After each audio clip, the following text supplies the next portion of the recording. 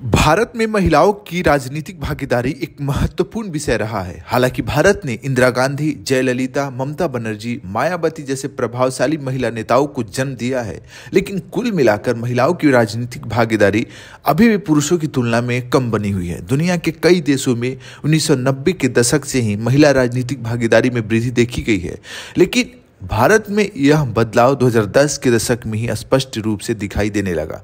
महिलाओं के राजनीतिक जुड़ाव को अक्सर सामाजिक और सांस्कृतिक बाधाओं के रूप में देखा जाता है, लेकिन इस बात पर कम ध्यान दिया जाता है कि जब महिलाओं को अवसर मिलते हैं तो वे चुनावी प्रक्रिया में कैसे भाग लेती है, कैसे सोचती हैं, कैसे राजनीति को देखती हैं। महिला मतदाता किस तरह मतदान करती हैं, उनके वोटिंग पैटर्न, राजनीतिक विकल्प और चुनावी नतीजों को प्रभावित करने की क्षमता पर गहराई से अध्ययन करने की सूचना की जरूरत है। और इस संदर्भ में राजेश्वरी देशपांडे के अध्ययन shaping of the women constituency in Indian elections evidence from the NES data का विशेष महत्व है। यह अध्ययन राष्ट्रीय चुनाव अध्ययन एनईएस डेटा के आधार पर महिलाओं के बढ़ते मतदान और उनकी राजनीतिक भागीदारी को विस्तार से समझाता है। यह विश्लेषण मुख्यतः हम मतदान के रूप में महिलाओं की भूमिका को देखेंगे और अगले वीडियो में महिलाओं की सक्रिय राजनीति में सत्ता पे शक्ति के तौर पे उनकी भूमिका को इतिहास से लेकर अब तक देखेंगे, उसका सटीक सरल और प्रामाणिक विश्लेषण करेंगे। तो फिलहाल आइए समझते हैं मतदाता के रूप में महिलाएं क्या निष्क्रिय लाभार्थी है या फिर सक्रिय राजनीतिक एक एजेंट के तौर पे है, इसको देखते हैं। पहले देखिए 2010 के बाद भारत में महिला मतदाताओं की संख्या में उल्लेखनीय वृद्धि हुई। राजनीतिक दलों ने इसे भांपते हुए महिलाओं को लक्षित करने के लिए विभिन्न कल्याणकारी योजनाएं शुरू की, लेकिन ये योजनाएं महिलाओं को स्वतंत्र राजनीतिक एजेंट के बजाय मात्र लाभार्थी के रूप में पेश करती है। जैसे समझिए, मान लीजिए, देखिए भारतीय जनता पार्टी ने उज्ज्वला योजना, एलपीजी सिलेंडर और प्रधानमंत्री आवास योजना गरीबों के लिए घर का कार्यक्रम शुरू किया, जिसका लाभ महिलाओं को मिला। लाडली बहना और लाडली लक्ष्मी जैसी योजनाओं ने मध्य प्रदेश में बीजेपी की सफलताओं में अहम भूमिका निभाई। हालांकि देखिए, इन योजनाओं ने महिला मतदाताओं को आकर्षित किया, लेकिन महिलाओं को स्वायत्त निर्णय लेने वालों के बजाय सरकार पर क्या कर दिया, निर्भर बनाने का काम किया। देशपांडे का तर्क है कि उच्च मतदान दर अपने आप में राजनीतिक शक्ति का संकेत नहीं है। यानी अगर मतदान दर बढ़ जाता है, महिलाएं ज़्यादा से ज़्यादा वोट करती है, तो सिर्फ इससे राजनीतिक शक्ति प्राप्त नहीं होती है। राजनीतिक दल और मीडिया महिलाओं को कल्याणकारी लाभों के आधार पर वोट देने वाली मतदाता के रूप में देखते हैं, जिससे उनकी राजनीतिक स्वतंत्रता सीमित होती है। महिला मतदाताओं की भागीदारी मतदान से आगे क्यों नहीं बढ़ पा रही है, इसका क्या क्या कारण है। सबसे पहले देखिए, मतदान दर बढ़ी, लेकिन राजनीतिक भागीदारी अभी भी क्या है, सीमित है। मतदान के अलावा रैलियों, चुनाव प्रचार, राजनीतिक दलों की गतिविधियों में महिलाओं की भागीदारी पुरुषों से बेहद कम है। इसका विश्लेषण हम एक वीडियो में करेंगे। केवल 14% महिलाओं ने स्वीकार किया कि वे अपने पति से वोटिंग सलाह लेती हैं।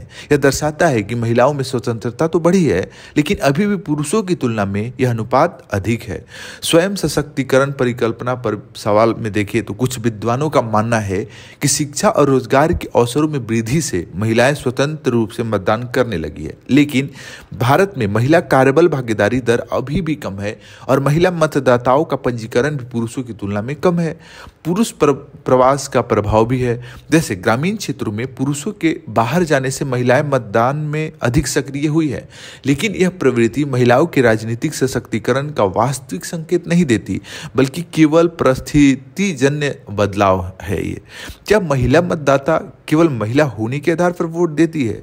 देखिए, महिलाओं की वोटिंग पसंद केवल लिंग पर आधारित नहीं होती, इसके पीछे कई अन्य सामाजिक कारक काम करते हैं, जैसे जाति, वर्ग, धर्म, क्षेत्रीय राजनीति इत्यादि। क्षेत्रीय प्रभाव यदि देखिए तो तमिलनाडु, केरल, पश्चिम बंगाल जैसे राज्यों में महिलाओं की राजनीतिक पसंद क्षेत्रीय दलों से प्रभावित होती है। यह राष्ट्रीय स्तर पर एक समान महिला मतदाता समूह बनाना मुश्किल है। जाति और वर्ग प्रभाव की नज़र से देखें तो बीजेपी का समर्थन शहरी, उच्च जाति और उच्च वर्ग की महिलाओं में अधिक देखा गया है। कांग्रेस और वामपंथी दलों को गरीब और हाशिए पर रहने वाले समुदायों की महिलाओं का समर्थन मिला है। निचले सामाजिक आर्थिक वर्ग की महिलाएं अभी भी अपने समुदाय की प्राथमिकताओं के अनुसार मतदान करती है। महिलाओं की विभिन्न राजनीतिक पार्टी में रुचि को देखें कांग्रेस और वामपंथी दल में देखें तो कांग्रेस को पारंपरिक रूप से महिला मतदाताओं का अधिक समर्थन मिला है। वामपंथी दलों का भी महिलाओं के में प्रभाव था, लेकिन उनके घटते प्रभाव के कारण यह कम हो गया है। बीजेपी का महिला मतदाताओं के बीच संघर्ष को यदि देखें तो परंपरागत रूप से पुरुषों का अधिक समर्थन बीजेपी को मिला है, लेकिन हाल के वर्षों में महिलाओं के समर्थन में वृद्धि हुई है। 2014 में बीजेपी और महिला मतदाताओं के बीच में 20% का अंतर था, जो 2024 में 7% तक आ गया है। बीजेपी की कई महिला समर्थक कल्याणकारी योजनाओं से प्रभावित है, लेकिन पुरुषों की तुलना में महिलाओं का समर्थन अभी भी कम है।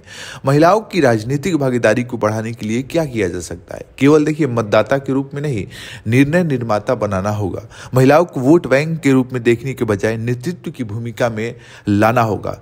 हम भारतीय राजनीति में नेतृत्व की भूमिका, महिलाओं की नेतृत्व की भूमिका की चर्चा इतिहास से अब तक करेंगे अगली वीडियो में, उसको अच्छे से देखिएगा। महिला आरक्षण विधेयक जैसे उपाय प्रभावी साबित हो सकते हैं। राजनीतिक दलों में महिलाओं की अधिक भागीदारी, देखिए राजनीतिक दलों को अधिक महिला उम्मीदवार खड़े करने होंगे। रेडियो, नीति निर्माण और चुनाव प्रचार में महिलाओं की भागीदारी बढ़ानी होगी। महिलाओं की पहचान केवल लाभार्थी के रूप में नहीं होनी चाहिए। कल्याणकारी योजनाएं जरूरी है, लेकिन महिलाओं को सरकार पर निर्भर बनाने के बजाय उन्हें सशक्त बनाना प्राथमिकता होनी चाहिए। शिक्षा और रोजगार को बढ़ावा देना सबसे महत्वपूर्ण है। तो निष्कर्ष हम क्या कह सकते हैं? देखिए, क्या भारत में महिला मतदाता एक स्वतंत्र राजनीतिक ताकत बन सकती है? महिलाओं की मतदान में भागीदारी बढ़ रही है, लेकिन राजनीति में उनकी भूमिका अभी भी सीमित है। उनकी राजनीतिक पसंद जाति, वर्ग, धर्म और क्षेत्रीय प्रभाव से जुड़ी है, जिससे एक सामूहिक महिला मतदाता समूह का निर्माण मुश्किल हो जाता है, बढ़ जाता है, क्योंकि उनकी ताकत। हालांकि राजनीतिक दलों ने महिलाओं के महत्व को पहचाना है, लेकिन यह ध्यान देना जरूरी है कि महिलाओं को केवल चुनावी लाभ के लिए नहीं, बल्कि वास्तविक राजनीतिक शक्ति के रूप में देखा जाना चाहिए। भारत में महिलाओं की राजनीतिक भागीदारी का भविष्य इस बात पर निर्भर करता है कि क्या वे केवल मतदाता बनी रहती है या वे चुनाव और नीति निर्माण में वास्तविक परिवर्तनकारी शक्ति भी बनती है।